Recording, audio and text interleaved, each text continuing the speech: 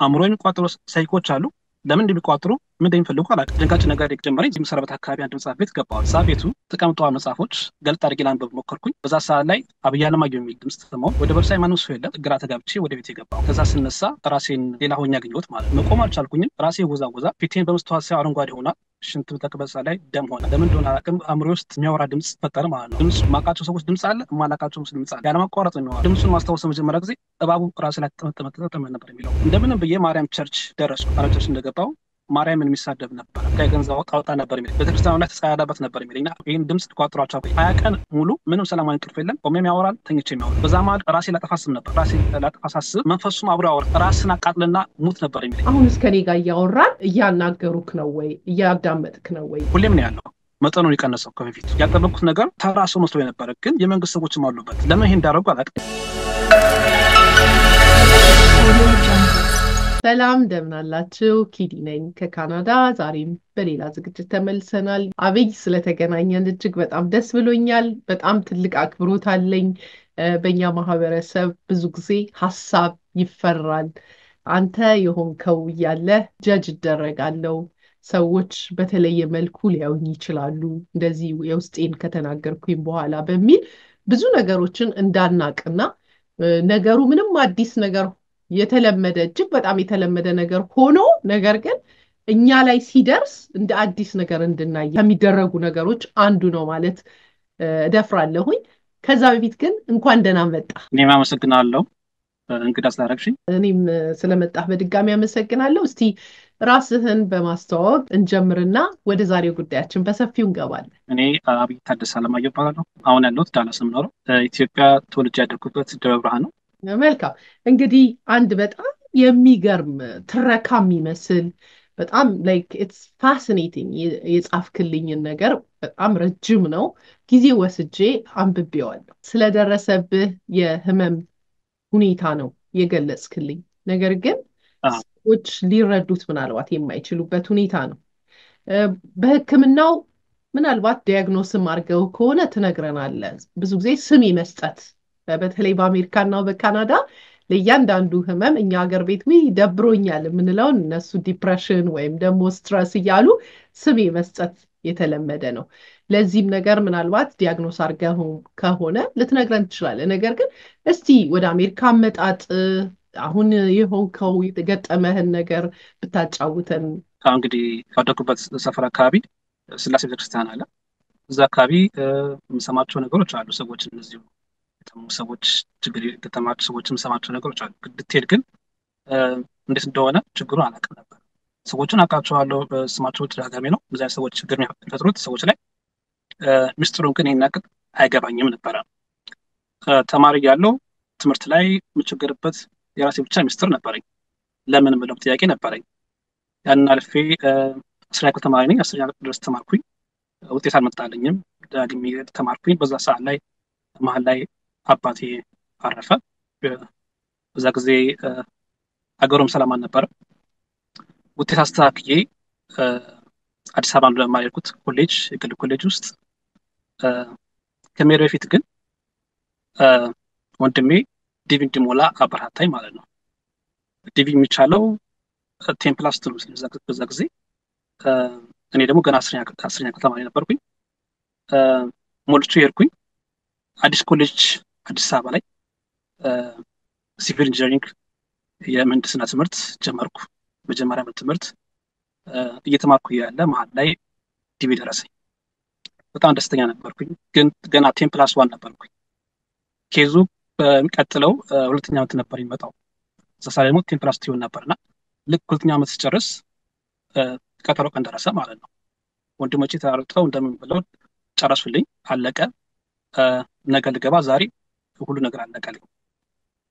ኤምባሲ ገባው፣ ተሳካልኝ፣ አለቀ።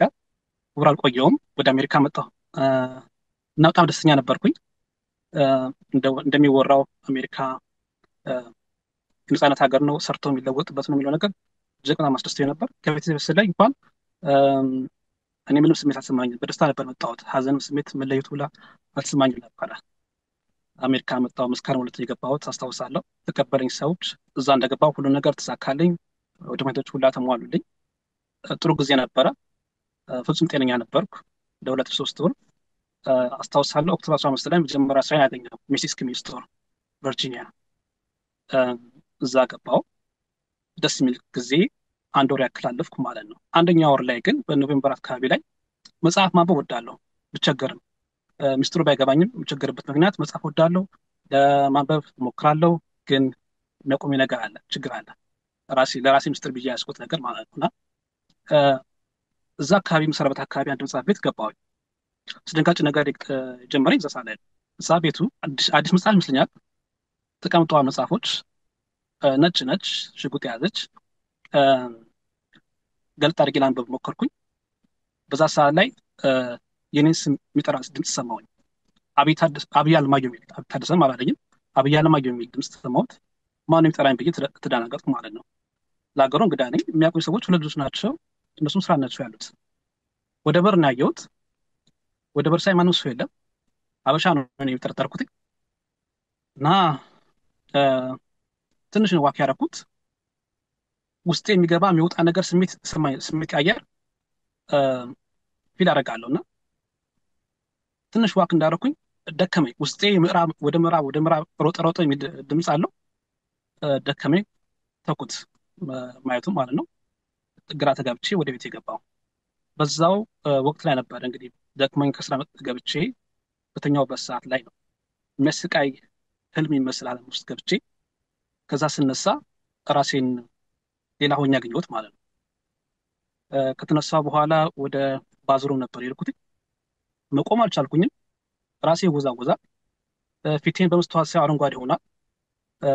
ሽንት ተቅበሳ ላይ ደም ሆነ። ለምን እንደሆነ አላውቅም። አእምሮ ውስጥ የሚያወራ ድምፅ ተፈጠረ ማለት ነው። ሞር በፊት ጥያቄ የነበረኝ ነገር አሁን በግልጽ መሙ በደንብ ጎልቶ ይታይ ነበር እና ድምፁ ከቁጥጥር ውጭ ስለነበረ ማሰብ አልቻልኩኝም፣ መብላት አልቻልኩኝም፣ መተኛት አልቻልኩም ከዛ በኋላ ማለት ነው።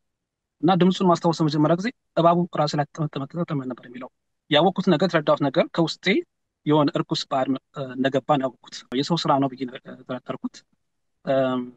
የተለመደ ሁሌ የምንሰማው ነገር ነው፣ ግን እንዴት እንደሆነ አላውቅም። እና ይሄንን ነገር ሲገጥመኝ እኔም በቃ ታምሜያለሁ፣ በዚያ ነገር አድርገውብኛል ብዬ ያሰብኩት። አብረውኝ የነበሩት ሩሜቶቼ በሆነ አጋጣሚ ኮምፒውተር ነካብኝ በሚል ተጋጭቶኝ ነበር። አንደኛው የራሴ ኮምፒውተር ነበረኝ፣ አልነካውም፣ ግን እንዴት እንደሆነ አላውቅም ችግሩ እንደመጣ። ሌላኛው ሩሜቴ ግን እሱም ተደርቦ ጣልቶኝ ነበር በዛ ሰዓት ላይ እና ብቻዬን ነበረ ችግሩን ይዤ የነበረው ማለት ነው። የሚጠይቀኝ ሰው የለም፣ የሚያናገረኝም የለም። ይህን ችግር ስላወቅኩኝ ቶሎ ብዬ ማርያም ቸርች መሄድ ነበረብኝ ብዬ ለመሄድ አሰብኩኝ። ማሰብ ግን አልቻልኩኝ። ሙሉ ለሙሉ ተዋርሶኝ ነበር። ስሜቴም ተቀይረዋል። ሀሳብ ከቅጥ በላይ ነበር የሚያወራው። በተጨነቅ ነበር። በጣም የሚረብሽ ነበረ። ለአገሯ ነኝ፣ ለህመሙ እንግዳ ነኝ። አሁን በኋላ ስረዳ ሳይኪክ የሚባል ባህሪ ያለው ድምፁ መሰማት ድምፅ ማለት እና ስለ ባስ ያወራኛል። መንገድ ላይ ሲሄድ መኪና እንደሚገጭ ያወራኝ ነበር መንፈሱ። ሬልም መኪና ሊገጨኝ ነበር። እንደምንም ብዬ ማርያም ቸርች ደረስኩኝ። ከመድረሴ በፊት ግን መንገድ ላይ ሀበሻ የሚመስል ሰው አንተ ጴንጤ ነህ ይለኝ ነበርና እኔ ጴንጤ አይደለሁም ማርያም ቸርች እየሄድኩ ነው አልኩት። ወደዛው ያን ሰው ግን አላገኘሁትም። ቸርች ገባው። ቸርች እንግዲህ ማርያም ቸርች በሳምንት 3-4 ጊዜ መላለስ ነበር። ጥሩ አማኝ ሆኜ ነበረ፣ እካተል ነበረ፣ ትምህርት ከሰዎች ጋር ያገናኘኝ ነበር። ከታመምኩ በኋላ ግን ሰዎችን ማናገር እንኳን አልቻልኩኝም። ድምፁ በጣም ስለሚረብሸኝ አማርኛ ተናጋሪ ሁላ እንድጠላ ነው ያደረገኝ። በአማርኛ ቸርች ነው እንደገባው የሚናገረው? አማርኛ የሚያወራው ድምፁ እንግዲህ ማቃቸው ሰዎች ድምፅ አለ፣ ማላቃቸው ድምፅ አለ። ያለማቋረጥ ነው የሚያወራው። ቸርች እንደገባው እንግዲህ ጸበል ፈልጌ ነበረ። ጸበል አላገኘውም። በሌላኛው ቀን ያገኘሁት። በጣም የደነገጥኩበት ማርያም እንደገባው ማርያም ቸርች እንደገባው ማርያምን የሚሳደብ ነበረ። አብሮ አንደበት የሚናገር ይፈልግ ነበር። እዛ ቸርች በሰላም ጊዜ ወዲያ የምከተውን ሰላማዊ ሰው እዛ ሰዓት ላይ ግን ከገንዘብ አውጣ ነበር የሚለኝ። ቤተክርስቲያኑ ላይ ተጸያዳበት ነበር የሚለኝ። አልቻልኩም ልቋጠረው። ይህን ድምፅ ልቋጠረው አልቻልኩኝ። አካባቢውን እንድጠላው ነው ያደረገኝ። አማርኛ ድምፅ እንድጠላ ነው ያደረገኝ። ለቤተሰብ ደወልኩኝ። እናቴን ብዙ እንዴት እንደሆነ አላውቅም። የእናቴን እና የወንድሞቼ አንደኛ ወንድሜ ባህሪያቸው ከታመምኩበት የሳይኪክ ከሚባለው መንፈስ ከባህሪ ጋር አንድ ሆነብኝና ድምፃቸውን ማስጠላኝ ቤተሰቡ። ሌላኛው ወንድሜ ሊረጋጋኝ ሞከረ፣ ከሰው ጋር ሊያገናኝ ሞከረ። እኔ ግን ከዛ በኋላ ልረጋጋ አልቻልኩኝም። ወደ ሕክምና ቦታ ወሰዱኝ። የሕክምና ሰዎችም ሊረዱኝ አልፈለጉም። 20 ቀን ሙሉ ምንም ሰላማዊ እንቅልፍ የለም። ቆሜም ያወራል፣ ተኝቼም ያወራል። በዛ መሀል ራሴ ላጠፋ አስብ ነበር። ራሴ ላጠፋ ሳስብ መንፈሱም አብሮ ያወራል። ራስን አቃጥልና ሙት ነበር የሚለኝ። ቀባሪም አልፈልግም፣ ራሱ ቆፍሬ ነው ማቃጥሎ ነበር። እቤት ስገባ እቃው ሁሉ ሰው ሁላ ነው የሚያወራብኝ።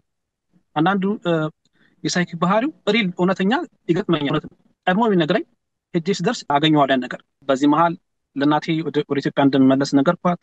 እሷ ግን እዛ ሁናለች። ግዴለሽ ስለሆነች እሷ አናደደችኝ። ማንን ማግኘት አልፈለኩኝም። ትኬት ቆርጬ ከሀገር ልወጣ አልሰብኩም። ከአሜሪካ ራሱ ግን ትኬት ቆርጬ ወደ ሌላ ሀገር መሄድ አልችልም። እንደምንም ብዬ ቲንክ ዋሽንግተን ዲሲ ያለው አየር መንገድ ሬገን ይመስለኛል፣ ወደዛ እንደምንም ብዬ ደረስኩኝ። ትኬት ሳፈላልግ ወደ ሳን ፍራንሲስኮ የሚበርድ ፕሌን ያገኘው። ወዴት እንደሆነ አቅጣጫውን አላውቅም። ሳን ፍራንሲስኮ ቆረኩት። ቻርሊ አካባቢ አረፈና ወደ ፍራንሲስኮ ማታ ላይ ፕሌኑ። ከዛ ወጣው። ወዴት እንደሚሄድ አላውቅም። ዝም ብዬ ፍሬ ነው የሚሄደው። ትንሽ ግን ያ የሚያስጨንቅስ ለቀቅ አድርጎኝ ነበር እና ባህሪውን ቀይር አድርጎ የሚያሳስቅ ነገር ጀመረኝ። ሚሽን እና ፈርስት አካባቢ ነበረ የደረስኩት። እዛ ጋራ ጉዜን አቆምኩኝ። ቀርቦኝ ነበረ። ምግብ ፈልጌ የበላው ከተማ ውስጥ ዘዛር ነጋ። እንደዛው ወንጀል ምናምን ነበር። አካባቢ ደግሞ የሚያመች ነገር ነበር። መንፈሱ አንደኛው የሚያወራው የወሲብ ቀጥታሽ የሆነ ሀሳቦችን ነበር የሚያወራው። ያ ስሜት እኔ አልተመቸኝም። የመንፈስም ስሜት አልተመቸኝም። በጣም አስቸግረኝ ነበር። በላይ እግዚአብሔር ይመስገን ምንም ያደረኩት ነገር የለም። ከቁጥር ውጭ የሆነ ነገር አልነበረም። ነጋ። ሳን ፍራንሲስኮ ልቆይበት አልፈለኩም። ተመሳሳይ አይነት ከዚህ ሀሳብ መሰል ነገር ስላየው ሰው እዛው ሚሽንና አካባቢ ባስ ስቴሽን ነበረ እና እዛች ሌላ አካባቢ ለመሄድ ወሰንኩ ማለት ነው። እዛ ትኬት ቆርጬ ወደ ሎስ አንጀለስ ነው ማታ የገባሁት። ሎስ አንጀለስ ስገባ አሁንም ባስ ስቴሽኑ አካባቢ ላይ ስሜን ድምፅ ሰማሁ። አብይ አለማየሁ ንግግሩ የአማርኛም የእንግሊዝኛ ተናጋሪ ነው የሚመስለው። ማንም ሰው የሚያቀኝ ሰው የለም። ለሀገሩ የሚያቀኝ ሰው የለም። እና አእምሮ ውስጥ የተፈጠረ ሀሳብ ነው በሚል የከተማ ባስ ተሳፍሬ ወደማላውቀው አቅጣጫ ሄድኩ ማለት ነው።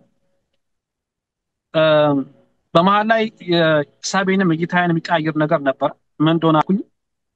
የሆነ ቦታ ደረስኩኝ። ወረድኩ። ለፖሊስ 911 የደወልኩት።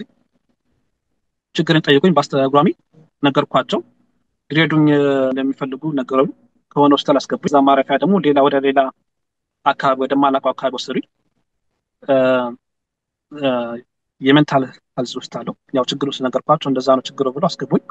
ለ20 ቀን እንክብካቤ ያደረጉልኝ። በመሀል ላይ ግን ልገባ ስል አፍሪካ አሜሪካዊ መጥቶ የሚያወራኝ ነገር ነበርና ባኝ ምን ከአሁን የምኖርበትን ዳላስ ነበር የሚያወራው። ለምን እንደሚያወራኝ አላውቅም። እዛ ሳለኝ በኋላ ላይ ፍቅርንላ ገባ ብሎኝ እዛ እንድገባ አደረጉኝ። በየጊዜው ጥያቄ ያደርጉልኝ ነበር በአስተርጓሚ። የቻልኩትን ነገር ነግራቸው ነበረ። ዲፕሬሽን ነው ያሉኝ። በኋላ ምንም ነገር የነገሩኝ ነገር የለም። ስለ ዲቴል የሆነ የአእምሮ ችግሩን የነገሩኝ ነገር ነበር በዛ ሰዓት ላይ እድሜ የ22 ዓመት ወጣት ነበርኩኝ። ሌላ ፈላልገውልኝ ከ20 ቀን በኋላ ድጋፍ የሚያደርግ ሌላ ሄልዝ ኬር እንዳለ ነግረውኝ ከ20 ቀን በኋላ ወጣሁኝ። የት እንዳለው ነገሩኝ። ኦሬንጅ ካውንቲ የሚባል ካሊፎርኒያ እንዳለው ነገሩኝ። ቆንጆ አካባቢ ነው፣ ወደጀዋለሁ ነበረ። ከዛን እዛ ፕሮቪደንስ ሄልዝ ኬር ከሚባል እዛ ቤት ሰጥተውኝ እንድቀመጥ አደረጉኝ ማለት ነው። ኬዝ ወርከሮች ነበሩ፣ ይከባከቡኝ ነበረ። ብዙዎችን እንድንገነዘብ የሚያደርገን ብዙ ጥያቄ ጠይቀን ኢትስ ላይክ ይሄ እንደዚህ አይነት በአይምሮ አካባቢ የሚደረጉ ነገሮች አንድ ሰው ድንገት ሳናቀው ህይወቱን ሲያጣ ሰውየው ተነስቶ ካልነገረን በስተቀር መልስ የማይገኙበት ሁኔታ አለ። የአይምሮ ህመምም አንዳንድ ጊዜ እንደዛ የምናይበት ሁኔታ አለ። አንተ በቃልህ ታምም ያለው ማለትህ በራሱ በጣም ያስገርማል። ብዙ ጊዜ እንዲህ አይነት ህመሞች የሚከሰቱባቸው ሰዎች ያምኗቸዋል እነዛን ቃሎች፣ እነዛን ነገሮች ወይም መንፈስ ነው ወይም ደግሞ ታምሜ ነው ከማለት ይልቅ በትክክል በዛ ሰውዬ ተመስሎ የመጣውን ድምፅ እውነት ነው ብለው ነው የሚያምኑት። ሌላው ደግሞ ትንሽ ለሌላው ሰው ለተመልካቹ ግራ የሚያጋባው የዴሊ ላይፍ እንደዚህ አይነት ነገር እየተከሰተ የምንጠብቀው ብዙ ጊዜ ፎከስ ማድረግ የሚያቅታቸው የዴሊ ታክስ፣ ለምሳሌ ተነስተ ልብስ ለብሰ ስራ ሄደ መኪና ነድተ ሁሉን ነገር አድርገ ነገር ግን ደግሞ ከሰዎች ጋር ልክ እንደዚህ ሁኔታ የማትግባባበት እንዲህ አይነት ነገሮች ይፈጠራሉና አንተስ በዚህ ዙሪያ ላይ እንዴት ነው እኛን ማስረዳት የምትችለው? ምንድን ነው መገንዘብ አለብን ብለህ የምታስበው? እንግዲህ እኔ ጠቅላላ እውቀት የሚሆን ነገር ከራሴም ግራ የሚያጋባኝ ነገሮች ነበሩና ይሄ ህመም ከጀመረኝ በኋላ ላጠናው ሞከርኩኝ ለራሴ እንዲገባኝ ማለት ነው ነገሩ። ታሪኮቹን አየሁኝ። ጠቅላላ ታሪኩ የሚያስብ ነገሮች አሉበት። የሀሳብ ሂደትን አየሁ ራሴን ለማሰብም ችግሩን ለማወቅም ራሱ ጤነኛ አእምሮ ያስፈልጋል። እንደምንም ግን ባለኝ አቅም እግዚአብሔር ሰጠኝ አቅም የራሴን አእምሮን ማጥናት ጀመርኩት ማለት ነው። እና አሁን ይሄ ማቃቸው እና ማላቃቸው ሰው ድምፅ ተመስሎ የሚያወራኝ መንፈስ ባህሪ ይህን ቃል ዳግሜ እንዳልጠራ በሚል ዋሸድ የሚል ስም ሰጥቼው ነበር። ድምፁን ማለት ነው ጠቅላላ የውሸት ነገር ነው የሚያወራው። እኔ ያለው እንደሆነ ነው የሚፈልገው። ያው የመንፈስ ስራ ነው፣ የአእምሮ መተስ ነው። የተለያዩ ሚዲያዎችን አዳመጥ ነበር፣ መንፈሳዊ ትምህርቶች የአባታችን የቄስ ሄኖክ ወልደ ማርያምን የመልአከ መክብት መምህር ግርማን አዳምጣለሁ። በዛ ውስጥ ችግሬን በደንብ አይቼዋለሁ፣ ተረድቼዋለሁ። እኔም የራሴን ችግሮች መርዳት ሞክሬያለሁ። በትክክል እነሱ ጋርም ያለው እውነት እኔ ጋርም ያለው እውነት አንድ ነው። ሌሎችም እንደዚሁ የታመሙ ሰዎች መንፈስ ቅዱስ የገለጸላቸው ተመሳሳይ ችግር ነው። ሳይኪክ የሚባሉ ሰዎች የመናፍስቱን ዓለም ኃይል የሚጠቀሙት ናቸው። እኔ ጠንቋይም ደብተራም ሳይኪክ የሚባሉ ሰዎች አንድ አይነት ናቸው፣ ስማቸውን የሚለያየው። ሌላም ይሄ የምስጢራዊ ማህበራት የሚባሉት ኢሉሚናንቲ፣ ሌላም የሉሲፈር አምልኮ የመናፍስትን ኃይል የሚጠቀሙ ናቸው። መናፍስትን ኃይልን ከነፍሳቸው መስተጋብር አድርገው ራሳቸውን ወደ መናፍስት የቀየሩ ሰዎች ናቸው። በዛም ኃይል ታግዞ ነው የሰዎችን አእምሮ እናነባለን የሚሉት ማለት ነው። መናፍስት ይህን ማድረግ ይችላሉ። መምህር ግርማ በደንብ አድርገው ነው የሚያስረዱት። እዛ ላይ መንፈስ ቅዱስን የሚያስፈልገን ለዛ ነው። ህይወታችን ውስጥ መጸለይ ያለበት እዚህ ነው።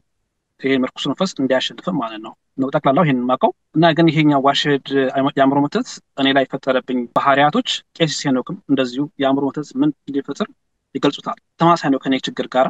መጀመሪያ ለሚያውቀው ሰው እንደኔ መጀመሪያ አላውቅም ነበርና በጣም ያስደነግጣል። ራስን ለማጥፋት ምክንያት ይሆናል። እውነት ነው።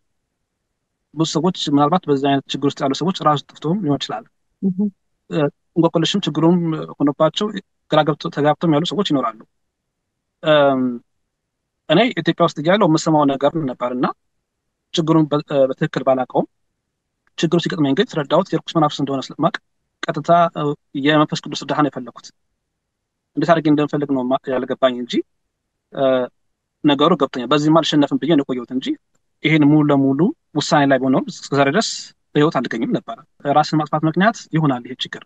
ይሄ ድምፅ በጣም ነው የሚረብሸው። አሁን በማወራበት ሰዓት እንኳን አብሮኝ ያለው መንፈስ ቅዱስ ያሸንፋል በሚል እምነት ነው። ሳይሸንፍም አይቼዋለሁ። ጥሩ አድርገህ ገልጸኸዋል። አሁን ይሄንን ነገር መግቢያ ላይ እንደተናገርኩት እኛ እናንተ አይምሮ ውስጥ አይደለንም እና ከውጭ በምናየው የሕክምናው ባለሙያ አይምሮን የሚያጠናው በሳይንሱ የሚሰጧቸው የተለያየ ነገር አለ። ስኪዞፍሬኒክ ይሏቸዋል። ብዙ አይነት ነገሮች ዲያግኖስ ይደረጋሉ። ለምን እነዚህ ድምፅ እንሰማለን። እንደውም አንተ ቀድመህ ነገርከኝ እንጂ አሁን እስከ እኔ ጋር እያወራን እያናገሩክ ነው ወይ እያዳመጥክ ነው ወይ የሚል ጥያቄ ሁሌም ነው ያለው። መጠኑን የቀነሰው ከበፊቱ አብሮኝ አለ። የተለያየ አሁን የተፈጠረው ባህሪ እኔን ራሱ ሳይኪክ የሚያደርገኝ ባህሪ አለ። ሳይኪክ ተለፓቲክ ተናጋሪ የሚያደርገኝ ባህሪ አለ። አብሮ ከዚህ ችግር ጋር ግን ሳይኮቹም አብሮ አሉ እና እኔንም ሳይኪክ የሚያደርገኝ መንፈስ ሆን ብሎ የተሰራ እንደሆነ ነው እኔ እንግዲህ ያረጋገጥኩት ትክክለኛ ማለት ነው። ዝም ብሎ የገባ ሳይሆን ሰዎች እነዚህ አይነት ሳይኪክ የሚባሉ ሰዎች ናቸው ለዚህ ለእኔ አእምሮ ጤና ችግር ምክንያት ራሳቸው ሳይኪኮቹ ምክንያት ናቸው ብዬ ነው የወሰድኩት። የገጠሙ ታሪኮች አሉ። ከዛ በኋላ የገጠሙ ሰዎች ይህንን እውነት የሚያስረግጡ ናቸው። አሁን በማወራበት ሰዓት እየረበሸኝ ስላለ በትክክል ታሪኩን እንዲገባ አድርጌ ለማቅረብ በጣም ስለተቸገርኩ ነው እንጂ እኔን ሳይኪክ የሚያደርግ ባህሪ ያለው ተሳዳቢ የሚያደርግ ባህሪ ያለው ይሄ አእምሮ ውስጥ ያለው ነው። ሳይኮቹም በአጋጣሚ የገጠሙ ሰዎች ይህንን ዋሽድ የአእምሮ መተት ተመስሎ ነው የሚያወሩ። የጥላቻ ይመስለኛል እንግዲህ አእምሮ የሚያው የገጠሙ ሰዎች ማለት ነው።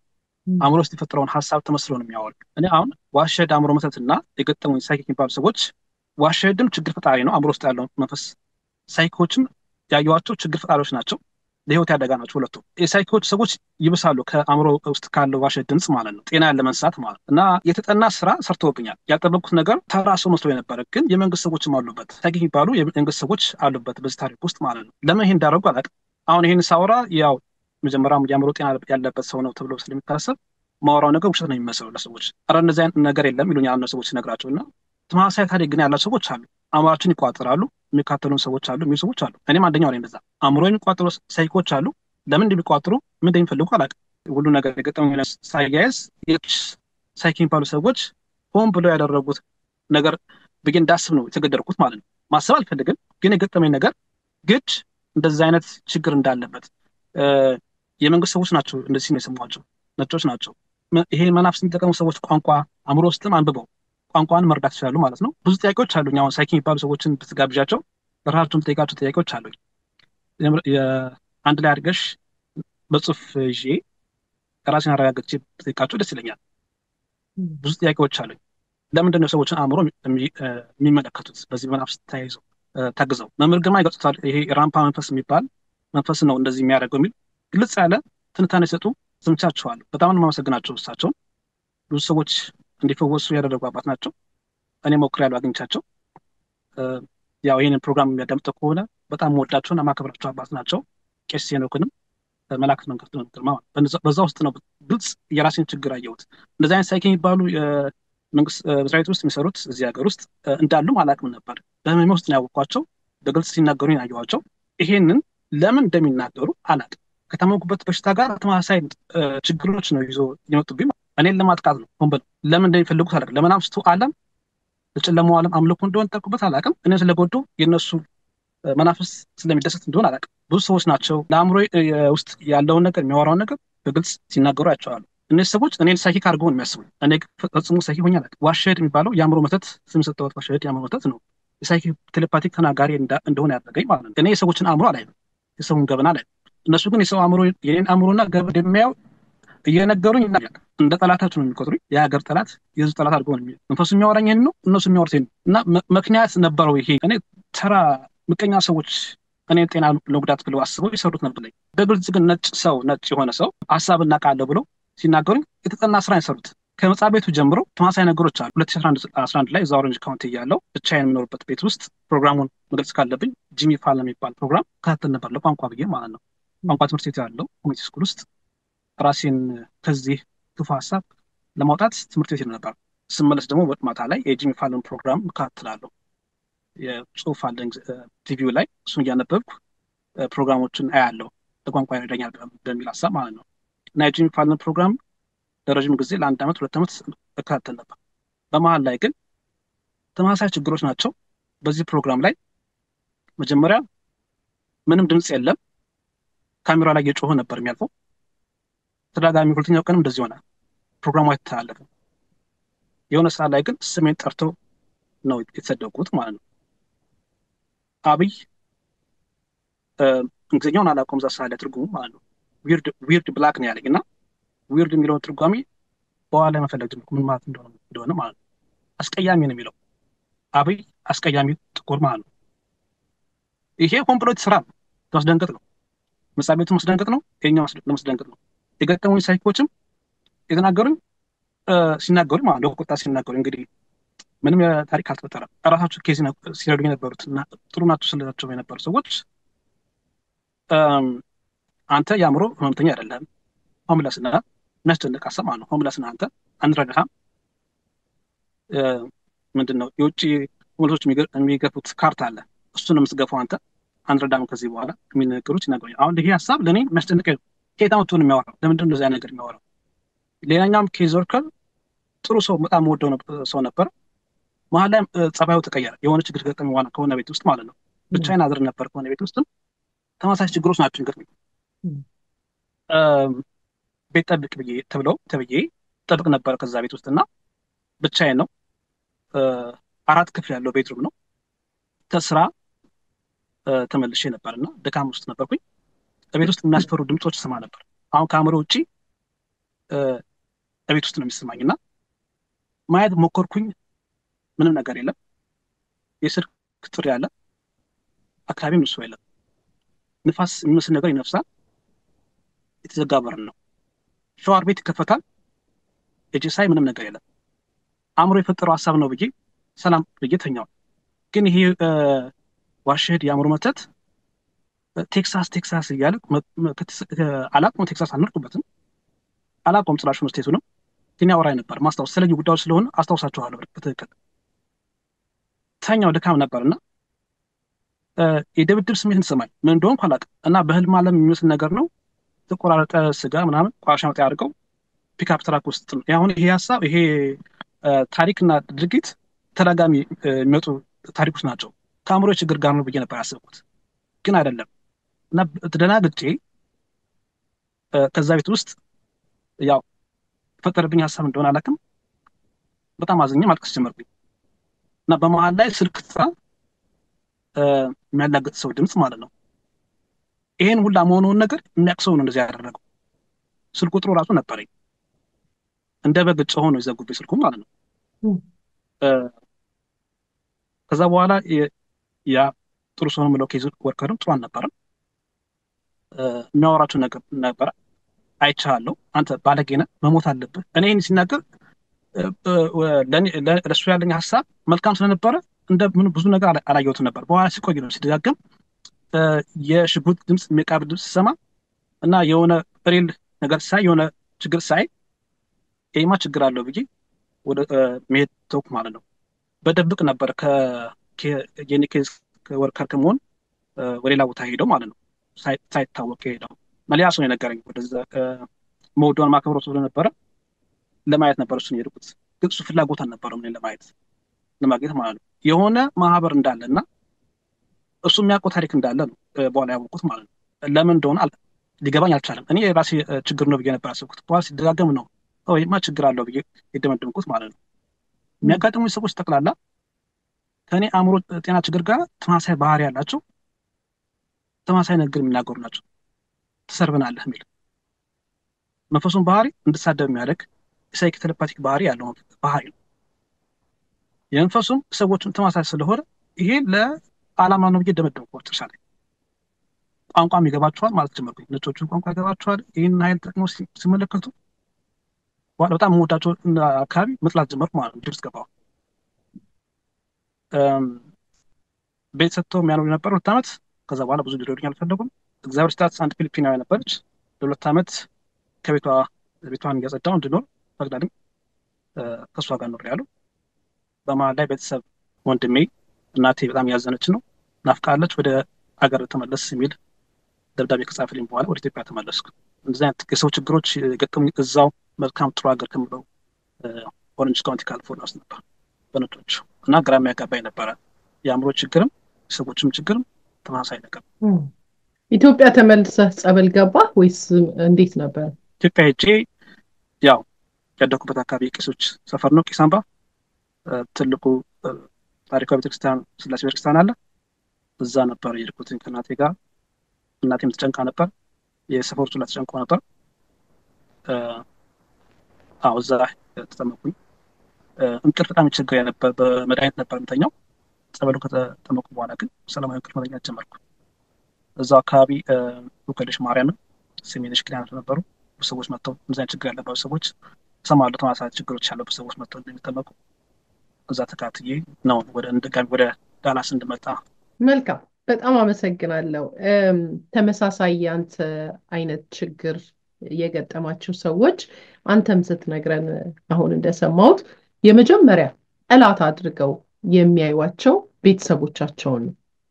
አንተም እንደነገርከኝ ለመጀመሪያ ከቤተሰቦቻቸው ጋር እንዳይገናኙ፣ ቤተሰቦቻቸው ያ አይምሯቸው ውስጥ ያለው የሚናገረው ንግግር በቤተሰቦቻቸው የሚያዳምጡበት ሁኔታ እና ከዛ ቤተሰቦቻቸውን የሚጠሉበት ሁኔታ፣ ከዛም ደግሞ ሰውን ያለማመን፣ ሰውን ፈጽሞ ያለማመን፣ ይሄ ነገር የሚፈጥርባቸው ከሰው ጋር ያላቸው ሪሌሽንሽፕ አሁን እንደነገርከን ኮወርከርም ሊሆን ይችላል፣ ወይም ደግሞ የኬዝ ወርከርህም ሊሆን ይችላል፣ ወይም አብረው የምትሰራውም ሰው ሊሆን ይችላል። ሁሉ ሀሳቡን ከዚህ ጋር የማያያዝ እና በአይምሮ የሰማኸውን ነገር ከነሱ አፍ የማዳመጥ ነገር እንደሚያጋጥምህ ሌሎችም ሲናገሩ እንሰማለን።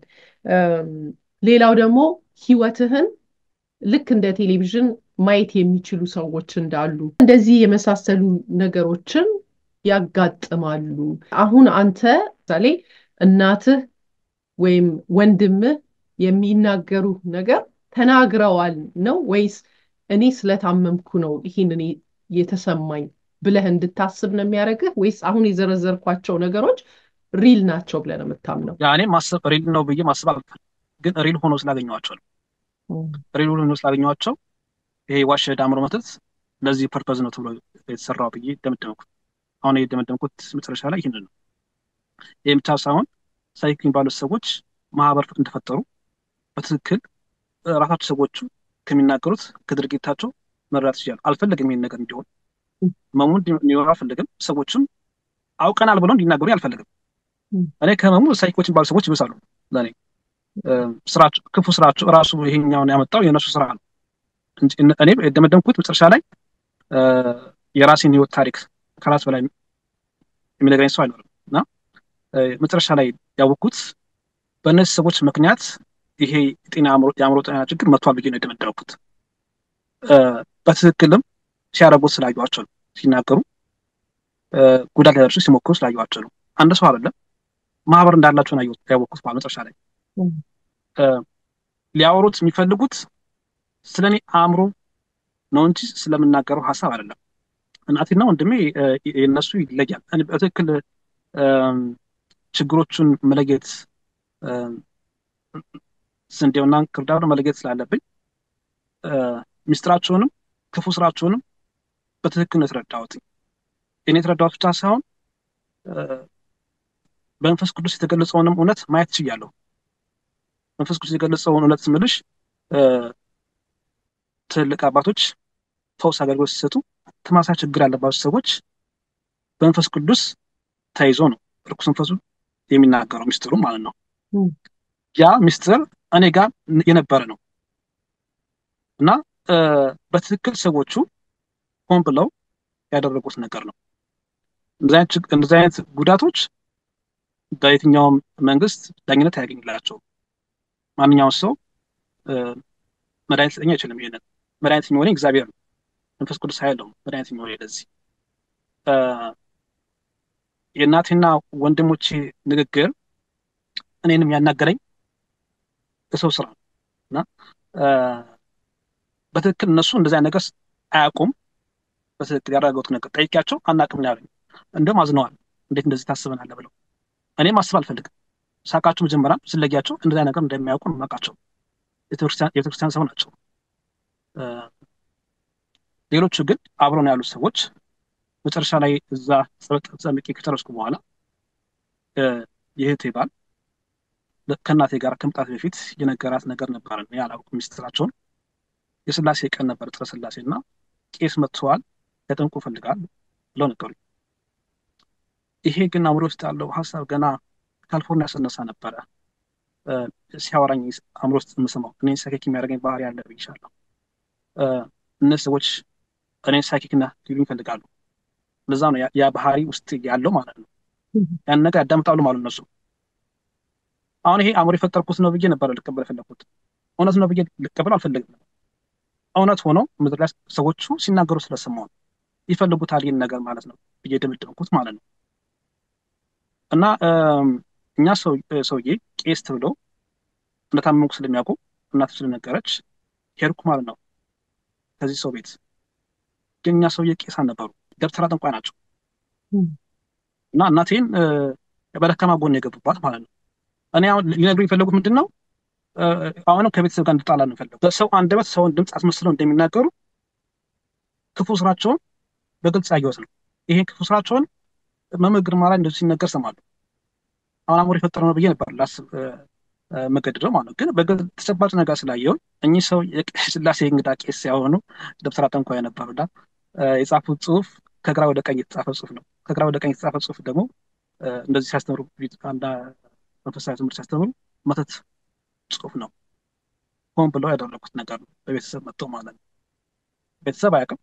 ተመስለው ቄስ መስለው መጡ አባት ናቸው። በኋላ ላይ በዚህ ከመጣው በኋላ የአጎቴን ድምፅ ተመስለው መሀል ላይ እህቴን ስልክ ተቀበለው የሄድክበት ሀገር አይሆንም፣ ወደ ሀገር ተመለስ፣ እዚህ ያሉ ሰዎች ተመካከሉ ጨርሰው ነው አሉ።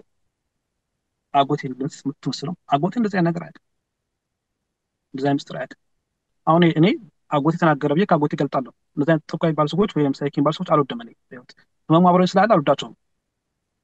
እነሱ የሚሉት አያከብረንም ሊሉ ይችላሉ። አሁን በእነሱ ዓለም ውስጥ የጨለማው ዓለም ሰዎች ስለ አብይ እናውቃለን ብሎ የሚያወሩ ሰዎች አያከብረንም፣ ይሰዱናል፣ መንፈሱም ይለኛል። እነሱም እንደሚሉት እርግጠኛ ነኝ፣ ስራቸውን ድርጊታቸውን ስላየሁት ማለት ነው። እዚህ ከመጣሁ በኋላ ገና ይህንን ነገር የተናገሩት በመጣ በሁለት ወር 3 ወር ላይ ነበር እና ስላወቅኩባቸው ድምጻቸው ተቀይሮ ማቃቸው ቄስ ድምፅ እየሳቁ ነው ስልኩ የተዘጋው ማለት ነው። የማን ድምፅ ብሎ እናገሩኝ? ያጎቴ ያስተላለፉት ምልክት ምንድን ነው? ተመካከሩ የጨረሱት ጉዳይና አገሩ እንደሚያሆነኝ ብዙ ጠላቶች እንዳሉ ነግረው ተናገሩት ማለት ነው ስልኩ የተዘጋው።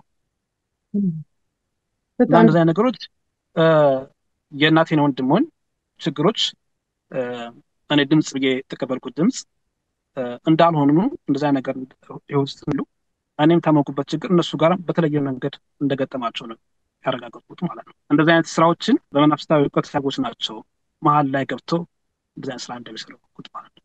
ብዙ ጊዜ የአእምሮ ህመም የነፍስ ህመም ነው ብዬ ነው የደመደምኩት።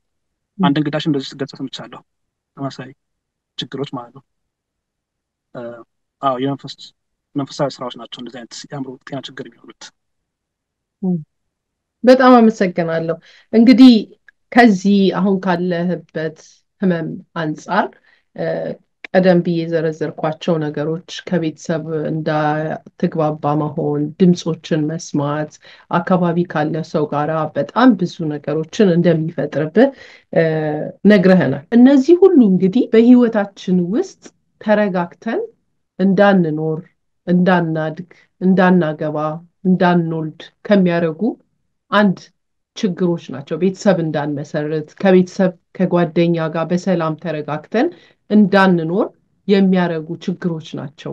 አንድ ስራ ላይም ገብተን ተረጋግተን ስራውን እንዳንሰራ፣ ለምን በሄድክበት እየተከተሉ በተለያዩ ሰዎች ላይ እያደሩ፣ በተለይ ደግሞ ያመንካቸው ሰዎች ሊሆኑ ይችላሉ፣ ያግዙኛል ብለህ ያሰብካቸው ሰዎች ሊሆኑ ይችላል። ነገሩን ቀይረውት በእነሱ አንደበት ተቆጣጥረውት አንተ የማትፈልጋቸውን ነገሮች ውስጥ ሲገቡ ወይም ሲነገረ ስታያቸው ይስተዋላል። እና እንዴት ነው ታዲያ የዴሊ ህይወትህን የምትገፋው? ስራ ላይ እንዴት ነው አፌክት ያደረገ? ህይወትህ ምን ይመስላል ከዚህ የአእምሮ ችግር ጋር? ከባድ ነው ችግሩ፣ ከባድ ነው። አሁን መረዳት ምን ያህል ሰዎች ይረዱታል አላውቅም። ብዙ ጊዜ የነገርኳቸው ጓደኞች መስማት አይፈልጉም። ስለሚያስጨንቅ ነው። እውነቱን ያስጨንቃል። ከእኔም አልፎ የሰማው እንኳ ያስጨንቀዋል፣ ያስቸግራል ስራ ላይ። አሁን እኔ መጽሐፍ በጣም ወዳለሁ፣ መጽሐፍ ማንበብ እፈልጋለሁ፣ ግን አልችልም። ይህ ችግር ስላለ የምሰራው በዛ ላይ ኦቨር ነው። እግዚአብሔር ይመስገን፣ እግዚአብሔር ጠበቀኝ። ይኸው እየኖርኩኝ ያለሁት ከማን ለምሳሌ ማለት ነው። ችግሩን አብሬው የታገልኩ እኖራለሁ። አንድ ቀን በመንፈስ ቅዱስ ይሸነፋል በሚል እምነት ማለት ነው። የብዙዎች ሲሸነፍ ስላየው የእኔም ጋር ያለው ችግር ይሸነፋል። ሳይኪን ባሉ ሰዎችን መንፈስ ናቸው፣ እኔ ጋር አእምሮ ውስጥ ያለው አእምሮ ወተት መናፍስት ናቸው፣ መናፍስቱ ናቸው። እግዚአብሔር ያሸንፋል። እንደኔ ያሉ ተደብቀው ያሉ ወጣቶች ካሉ እግዚአብሔር እንደሚያሸንፍ ሁሌ የሚሰሙት ቃል ነው። መንፈስ ቅዱስ ያሸንፋል። መንገዱን ብቻ መከተል ነው። አንድ ቀን እናሸንፋለን ማለት ነው። በጣም ደስ ይላል። እግዚአብሔር ጨርሶ ይማረህ። እንዳልከው መንፈስ ቅዱስ የማሸነፍ መንፈሱን ያላብስህ ለማለት ፈልጋለሁ። ነገር ግን መቼም እንደምታውቀው ራሳችንን ሲያመን ጸበል እንጠጣለን፣ እንደገና እንደባበሳለን። ደሴም ታይም ደግሞ ሰው ምነንና ታይናኖን እንውጣለን፣ መድኃኒት እንውጣለን። መድኃኒትን የሚሰራው እግዚአብሔር ነው። ላይክ ከቅጠላ ቅጠል ነው የሚሰራው። ያንን መድኃኒት የሰራው ጭንቅላት የሰራው አይምሮ የሰጠው ደግሞ ያው ፈጣሪያችን ነው። በአንድም በሌላም የምትድን ከሆነ መዳን ከእግዚአብሔር ነው ብለን እናምናለን። እንደ ሙስሊምም እንደ ክርስቲያንም እንደ ማንኛውም አምላኩን እንደሚያምን ሰው ማለት ነው። ስለዚህ በሕክምናስ ምን አይነት አመለካከት አለ? ሆስፒታል ሄደህ እንደነበር አውቃለሁ። ዶክተሮች ውስጥ ዲፕሬሽን ነው ብቻ ብለው እዛ ላይ ያቆሙት? ምን አይነት ዲያግኖስ ነው ያደረጉት? በሕክምና የሞከርከው ነገር አለ? አዎ እንግዲህ ከዋሽንግተን ዲሲ ከወጣ በኋላ ካሊፎርኒያ ገብቼ ኦሬንጅ ካውንቲ ፕሮቪደንስ ሄልዝ ኬር እንክብካቤ ሲያደርጉልኝ እንክብካቤያቸው ብቻ ለእኔ ፈውስ ነበረ። መስተንግዷቸው ማለት ነው። በጣም ጥሩ ሰዎች ነበሩ። እንዳሰብኳቸው እንዳመለካከቴ መልካም ነበሩ። እኔ ነጮችን እንደዚህ አይነት ህይወት ውስጥ ይኖራሉ ብዬ አላስብም፣ በዚህ በርኩስ መናፍስት ማለት ነው። ግን በኋላ ላይ ያወቅሁት አብዛኛው በዚህ በርኩስ መናፍስት የሚኖሩ ሰዎች መሆናቸውን ያወቅሁት። ግን በተወሰነ ጊዜ እዛ ረሃብ የሚያደርጉብኝ ሰዓት ላይ እንቅልፍ የከለከለኝ ነገር አንደኛ የእነሱ ራሱ መልካም መስተንግዶ አእምሮዬ ሰላም እንዲያገኝ አድርጎታል። ችግሩ እንድላመደው አድርጎኛል። እና ሕክምና ሲያደርጉልኝ ያው ዲፕሬሽን ብለው የዲፕሬሽን መድኃኒት ሌላ እዛ ብዙም የገለጹልኝ ነገር የለም። እዚህ ከመጣ በኋላ እዚህ ዳላስ ውስጥ ብዙ ችግሮች ገጥሞኛል። ዋናው ችግር ያለው እዚህ ይመስለኛል። እዚህ ነገሩኝ ነገር ሴክቶአፌክቲቭ ዲስኦርደር የሚባል ቃሉ ትክክል ልሆን አልሆን አላውቅም። እንደዛ ነው ያለው። የሚሰጠኝ መድኃኒት ብዙም አላገዘኝ፣ ለእንቅልፍ ብቻ ነው ያገዘኝ። ችግሩ ሊያቀለው አልቻለም። እንዲያውም የማይመች ስሜት ፈጠረብኝ እና አቁሜዋለሁ መድኃኒቱንም። ሰዎችም ጥሮች አልነበሩም እዚህ ያሉት። እንደመጣው 2013 ዳላስ ውስጥ የፖለቲካዊ ችግር የሚመስል ችግር ገጥሞኛል። ለምን እንደዛ እንዳደረጉ አላውቅም እንጂ እንረዳሃለን ብለው ጠሩኝ። ትራንስፖርት ኦፊስ እኔ አላመለከትኩም፣ ራሳቸው ነው የተመለከቱት። የላኩልኝ ደብዳቤው ማለት ነው። ቀጠሮ ነበር፣ ሄድኩኝ። 25 ሺህ ብር ተፈቅዶልሃል የሚል ነገር ነገሩኝ እና በመስኮት ነበር ማናገራቸው። መስኮት ላይ ቁጭ ብዬ ማለት ነው። አንድ በቁጣ የተናገረኝ ነጭ አለ። ለምን እንደሆነ አላውቅም። ቃሉ ምን እንደሆነ አልገባኝም ነበር። ምን እንዳለም እስካሁን ድረስ አላውቅም። አብሮኝ ያለው የአእምሮ ችግር እሱ ከናገረ በኋላ ሲረብሸኝ ጥዬ ወጥቻለሁ። ለምን በቁጣ ተናገረ አላውቅም። ለማስደንገጥ ብሎ ነው። ተመሳሳይ ችግሮች ናቸው። የቲቪውም የመጽሐፍ ቤቱም ስልኩም እሱም ያደረገው በግልጽ ፌስ ቱ ፌስ ያየሁት ችግር እዛ ሻስኩርቲ ኦፊስ ነበር። 25 ሺህ ብር ያሉት ነገር አልሰጡኝም። ሰው አምጣ አሉኝ። የተቀበለኝ ሰው እንደዚ አይነት ሰው ነው እና የማልፈልገው አይነት ሰዎች ይህንን እውቀት አለን የሚሉ ሰዎች ናቸው እና ሳልጠራው ነበር የመጣው። እሱም ሳልነግረው ነበር የሚያወራው ስለ ሰውየው፣ ስለ ነጭ ሰው ቁጣ ተናገረኝ። ሰው ማለት ሊገለው እኮ ነው የሚፈልገው፣ ምንድን ነው የምታደርጉት ምናምን የሚላቸው እንደገባኝ ነግሩ ማለት ነው። እሱንም ሲቆጡት አየሁኝ እና ግራ የሚያጋባ ነበር ያደረጉት። የሆነ ሚስጥር እንዳለ ሲያወሩ ነው የሰማኋቸው። የቲቪው ስድብ አለ፣ ሻስኮ ንግግር አለ። ፖለቲካ ሊያደርጉት ፈለጉ ማለት ነው። ቁጣቸው ያስቀይሩ ፈለጉ። ለምን እንደሆነ አላውቅም። የአእምሮ ችግር አለ፣ ፖለቲካ ሊያደርጉ ደግሞ ማህበረሰባዊ ችግር፣ ፖለቲካ ችግር ሊፈጥሩ ሲፈልጉ አይቼ ብዙ በዛ በኋላ ሊረዱኝ አልፈለጉም። ከዛ እርዳታ ውስጥ ወጥቻለሁ ከነሱ ውስጥ። መልካም። ከመሰነባበታችን በፊት አንድ ማወቅ ምናልባት የሚጠቅመን ብዬ የማስበው እንደዚህ አይነት ችግር እንዳንተ አይነት ችግር የሚያጋጥማቸው ወይም እዚህ ችግር ውስጥ ያሉትን እንዴት እንረዳቸው? ምንድን ነው እየተካሄደ ያለው? ለምሳሌ እኔ አሁን ብዙ ጊዜ እየተመለከትኩት እኔ እናንተ አሁን ለመጀመሪያ ጊዜ የተገናኘ ነው። ድምፁ ምናልባት ስለ እኔ የሆነ ነገር ሊልክ ይፈልግ ይሆናል፣ እያለህም ሊሆን ይችላል። ከዛ ወዲያው አይምሮህን ሀሳብህን ሊቀይርብህ ይችላል። አንዳንድ ጊዜ በዚህ ችግር ውስጥ ያሉ ሰዎች ለማገዝ ሲሞክሩ በመጀመሪያ አብዛኛው ማህበረሰብ አይረዳም። ለምን? ስትታዩ በጣም ጤነኛ ናችሁ፣ የምትናገሩት ነገር በጣም ትክክል ነው፣ ምንም የምትስቱት ነገር የለም። ነገር ግን የምትታገሉት ደግሞ ውስጥ አለ። አሁን አንተ እንዳልከው ከኛ ጋር እንዳትግባቡ፣ ከሌላው ማህበረሰብ ጋር እንዳትግባቡ፣ ከቤተሰብ ጋር እንዳትግባቡ መሀል ላይ አይምሯችሁ የሚጫወተው ነገር አለ። ያንን ሌላው ማህበረሰብ ከእናንተ ጋር መግባባት እንዳያደርግም ያደርጋል። ሌላኛው ማህበረሰብ አይ ይሄ የአይምሮ ችግር ስላለባቸው ነው ተዋቸው ሲባል፣ ሌላኛው ማህበረሰብ ደግሞ ነው እንዴ ጤነኛ ናቸው አውቀው ነው እንደታመሙ የሚሆኑት እንጂ ተመልከቱ ስራው ላይ ይገባሉ፣ የሚናገሩት ትክክል ነው በሚል በተለያየ ፍርጃ ውስጥ ይገባል። እና አንተ እንደ ራሱ እንደ ችግሩ ተጠቂ እንዴት እንገንዘባችሁ? እንዴት እንረዳችሁ? ምንድን ነው ማድረግ የሚቻለው? እንዴት ነው ማገዝ የሚቻለው? እኔ ሊረዳ የሚችለው ኦርቶዶክስ የሆነ መጽሐፍ ቅዱስን የሚያውቅ አሁን መጽሐፍ ቅዱስ ላይ የተለያየ መንፈሳዊ ዩቲዩበሮች አሉ እና ከእነሱ የተማርኩት ነገሮች አሉ። ብዙ ነገሮች ቅዱስ ሄኖክ ላይ የተገለጸ ሚስጥር አለ። አዛዜል የሚባል መልአክ ማለት ነው። የመናፍስቱ ዓለም ይህን የሚያውቅ የመናፍስቱን ዓለም እና የመንፈስ ቅዱስን የሚያውቅ ሰው የአእምሮ ህመም የነፍስ ህመም መሆኑን መረዳት አለበት። በመንፈስ ቅዱስ ህይወት ውስጥ ሁሉም ስራ የመንፈስ ቅዱስ ስራ ስለሆነ በዛ ውስጥ ደግሞ ተቃራኒ ደግሞ ኃይል አለ። የርኩስ መናፍስቶች ኃይል ስላለ እኔ የኔ አእምሮ ጤና ችግር የርኩስ መናፍስት ስራ ነው ብዬ ነው እስካሁን ድረስ። ሌሎች ሰዎችም እኔ አሁን እንደ ተመሳሳይ ችግር እኔ ችግር ውስጥ ያለው ሌሎች ችግሮች ሰዎች ሲናገሩ መረዳቸው አሁን ሰዎች እብዶች ምናምን ይሏቸዋል፣ አስቀኛ ስም ይሰጣቸዋል አይደለ? እንደዛ ግን አይባልም። በጣም ተጎጂዎች ናቸው። አሁን በአካል ከተጎዱት ትልቁ በሽታ ካንሰር የሚባል በሽታ አለ። ግን የነፍስ ህመም ይበልጣል። በጣም የሚሰቃዩት እኔ ራሴው ውስጥ ችግሩ ስለነበረ የምረዳቸው በመጽሐፍ ቅዱስ ውስጥ ባለው ቃል ነው የምረዳቸው። ህመሙ እግዚአብሔር እንደሚያዝንላቸው ሁላ የእግዚአብሔር ሰው እስከሆነ እኛም ማዘን አለብን፣ መርዳት አለብን። መልካም። እዚህ ችግር ውስጥ ያሉ በአንተ አይነት ህመም ውስጥ እየተሰቃዩ ያሉ ይህንን የሚያዳምጡክ ምን አይነት መልዕክት ማስተላለፍ ትፈልጋለህ ለእነሱ? በዚህ ህይወት ውስጥ ያሉ ሰዎች መጽሐፍ ቅዱስን፣ መንፈስ ቅዱሳዊ ታሪኮችን፣ ተመሳሳይ ታሪኮችን ቢያዳምጡ እንዳይሸነፉ ነው። እንግዲህ በእግዚአብሔር ያመነ እንግዲህ እርኩስ መንፈስ መሸነፍ የለበት። ይሄ እንግዳ ነገር ሆኖ ሊያስደነግጠን ይችላል።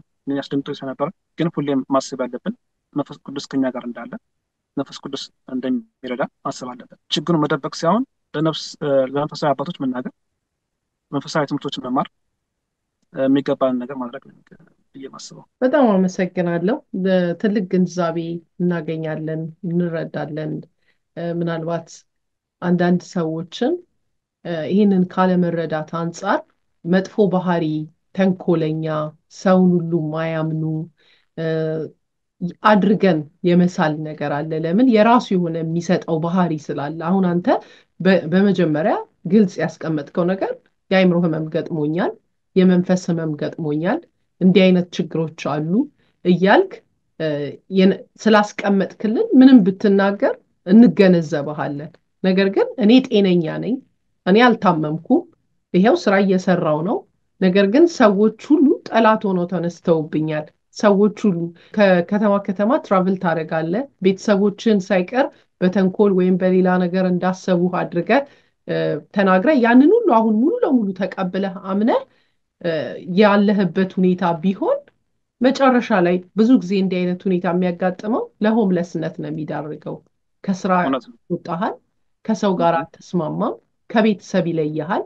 ያን ጊዜ ነው ኮምፕሊትሊ አይምሮ ስቶ አንድ ሰው ብቻውን እያወራ ብቻውን እየተናገረ፣ ያ ደግሞ ብቻውን አይደለም የሚያወራው፣ ለሚሰማው ድምፅ ነው ምላሽ የሚሰጠው። ምላሽ ስትሰጥ እኛ ጆሮክ ላይ የሚናገርህን ስለማናዳምጥ ብቻህን እንደምታወራ አድርገን ነው የምናስበው። ስለዚህ እዛ ደረጃ ላይ ሲደርስ ቅድም በተናገርከው ቃል ያው እንደለመድነው አይምሮን ስቷል፣ አብዷል የሚል ስም ይሰጣል። ከዛ በኋላ ሌላ ችግር ውስጥ ነው የሚገባው። ይሄ ከመሆናችን በፊት ግን ልክ እንዳንተ አሁን ገና ከችግሩ ጋር ግብ ግብ ላይ እያለ ለመረዳት ያስችለናል፣ የዛሬው ለመገንዘብ ያስችለናል። ብንችል በቻል ነው። አሁን አንተ ትልቁ የጠቀመህ ወደ ሃይማኖት አባት መሄድ፣ ወደምታምነው ሃይማኖት በመንፈስ ውስጥ መሳተፍ፣ በመንፈሳዊ ነገር ውስጥ በሕክምናም ምናልባት አንተ ይሄን ያክል ረድቶታል፣ ይሄን ያክል አልረዳውም የምንለውንም ያው ባለሙያ ነው የሚያውቀው። በዛ ላይ ለሀሳቦች ደግሞ ክፍት መሆን እዚህ ላይ መተህ በራሱ የኔ አይነት ችግር ያለባቸው ሰዎች ሊኖሩ ይችላሉ በማለት ይሄንን በማካፈል በተጨማሪ ደግሞ በእኔ በዚህ ዙሪያ ባለሙያዎች ይነጋገሩበት ብለህ መፍቀድ በራሱ ትልቅ ነገር ነው። ሳይኪክ ላልከው እኔ የማውቀው ሳይኪክ የለም። ነገር ግን ይህንን የሚሰሙ ምናልባት የሳይኪክ ችሎታ አለኝ እኔ ላስረዳ እችላለሁ ይህንን ነገር የሚሉ በእኛ ቻናል ላይ ሀሳብ አይፈራም። ምንም መሳሪያ አይደለም የምናነሳው፣ ሀሳብ አይፈራም። ምንም አይነት ሀሳብ እንወያያለን፣ እናነሳዋለን። መሀከላችን እስካለ ድረስ የእኛ ወገኖች እየተቸገሩበት ያለ ነገር እስከሆነ ድረስ ሀሳብን አንስቶ መወያየቱ ስለማይከፋ ምንም ችግር የለም።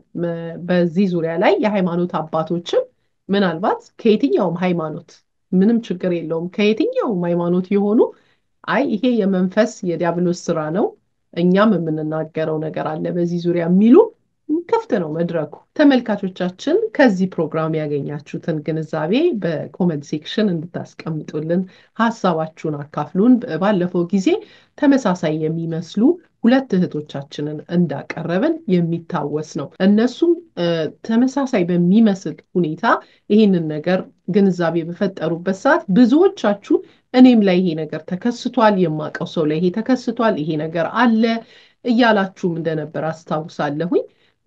አሁን ደግሞ ባለሙያዎች ቀርበው ይሄ ነገር ከየት ነው የሚመጣው የሚለውን ከየአቅጣጫው ሀሳብ የምናይበት ይሆናል። ሁላችሁንም በዚህ ችግር ያላችሁ ልክ እንደ አብይ ሕክምናውንም አትፍሩት። ወደ ሃይማኖት በመቅረብ አባቶችን ማናገር እና የውስጣችሁን ምናልባት እጅግ በጣም ነውር የሆነ ነገር ይሆናል ድምፁ የሚነግራችሁ፣ ነገር ግን ከምታስቡት በላይ አባቶችም ሐኪሞችም ይሄንን ነገር አዲስ ስላልሆነ ይረዱታልና በዚህ ችግር ውስጥ ያላችሁ እርዳታ መፈለግን አትርሱ ለማለት ፈልጋለሁ። አብራችሁን እስከዚህ ደቂቃ ድረስ ስለቆያችሁ እጅግ በጣም አድርጌ አመሰግናለሁ። በሌላ ዝግጅት እስከምንገናኝ ቸር ቆዩት።